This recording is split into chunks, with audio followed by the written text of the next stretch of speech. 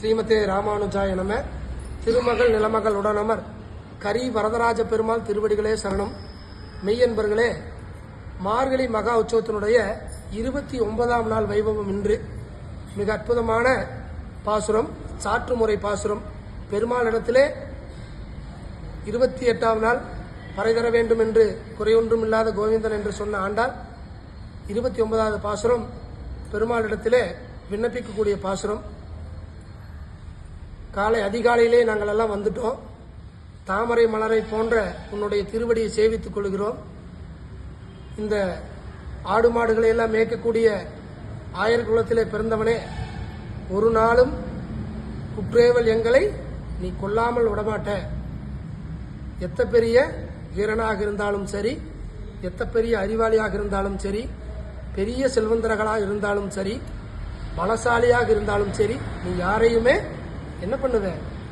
கொல்லாமல் போகாது.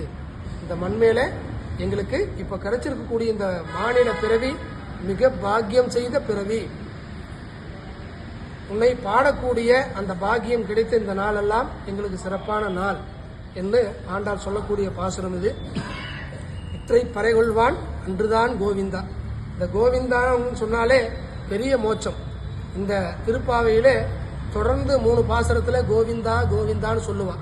எப்படின்னா, கூடாரை வெல்லும் சீர் கோவிந்தா, குறை ஒன்றும் இல்லாத கோவிந்தா, இற்றை பறைகொள்வான் அன்றுதான் கோவிந்தா அப்படின்னு 3 தொடர்ந்து இந்த 3 பாசுரத்திலையும் 3 தடவை கோவிந்தான்னு சொல்லுவான். ஏன் அப்படின்னா, கோவிந்தா அப்படின்னு சொன்னாதான் ஆபத் பாந்தவா அநாதரட்சகா என்னை காப்பாத்துன்னு பாஞ்சாலி சொன்னதுமே, திரௌபதி சொன்னதுமே உடனே துயில கொடுத்த நாமம் கோவிந்தாங்கிற நாமம் தான். ஆபத் பாந்தவா என்னை ரச்சி ஆதி மூலமே அப்படின்னு யானை சொன்னதுமே, கோவிந்தான்னு சொன்னதுமே ஓடி வந்து சங்கு சக்கரத்தை விட்டு அந்த முதலை இடத்திலே ஆணையை காப்பாத்தின நாமம் இந்த கோவிந்தா நாமம் தான். இற்றைக்கும் 7 பிறவிக்கும் அப்படின்னு சொன்ன ஆண்டாள் இந்த பாசுரத்துல 7 பிறவி இருக்குதுங்கிறது ஆண்டாள் சொல்றா. இந்த இடத்துல திருப்பாவையிலும் ஒரு இடத்துல சொல்றா, வாரணமாயிரத்தும் ஒரு இடத்துல சொல்றா.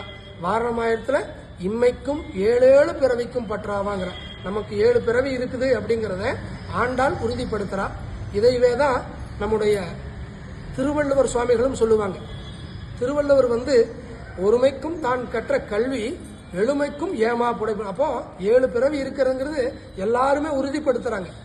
நம்ம இந்த ஜென்மத்தில் நமக்கு கிடைச்சிருக்கக்கூடிய இந்த பாக்கியம் 7 பிறவியில மனித பிறவியா கிடைச்சி நம்ம சிறப்பா பெருமாளையும் ஆண்டாளையும் சேவிச்சுட்டு இருக்கிறோம். இன்றைக்கும் 7 பிறவிக்கு முந்தனோடு உற்றோமே யாவும் உமக்கே யாம் ஆச்செய்வன் ஓங்காரமா சொல்றான்.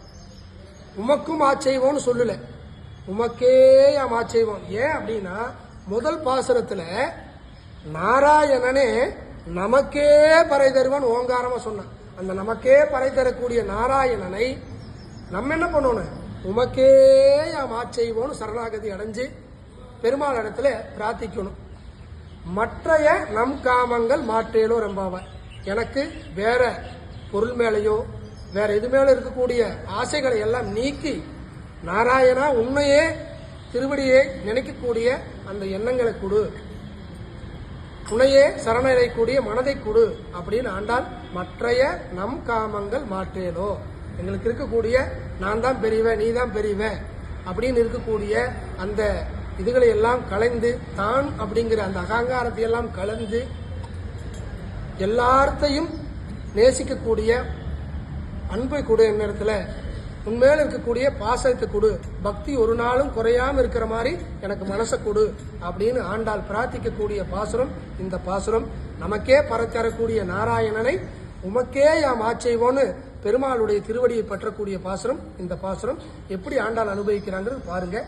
சிற்றம் திருகாலே வந்துன்னை சேவித்து, திருகாலே வந்துன்னை சேவித்து, பொத்தா மலரடியே போற்றும் பொருட்கேளாய், பொத்தா மலரடியே போற்றும் பொருட்களாய், பெற்றமே துண்ணும் குளத்தில் பிறந்து, பெற்றமே துண்ணும் குளத்தில் பிறந்து, நீ குற்றேவல் எங்களை கொல்லாமல் போகாது, நீ குற்றவேல் எங்களை கொள்ளாமல் போகாதே. இற்றை பறைகொள்வான் அன்றுகான் கோவிந்தா. இற்றை பறைகொள்வான் அன்றுதான் கோவிந்தா. எற்றைக்கும் ஏழேழு பிறவிக்கும் எற்றைக்கும் ஏழேழு பிறவிக்கும் தன்னோடு உற்றோமே யாவோம் உமக்கே யாமாச் செய்வோம்.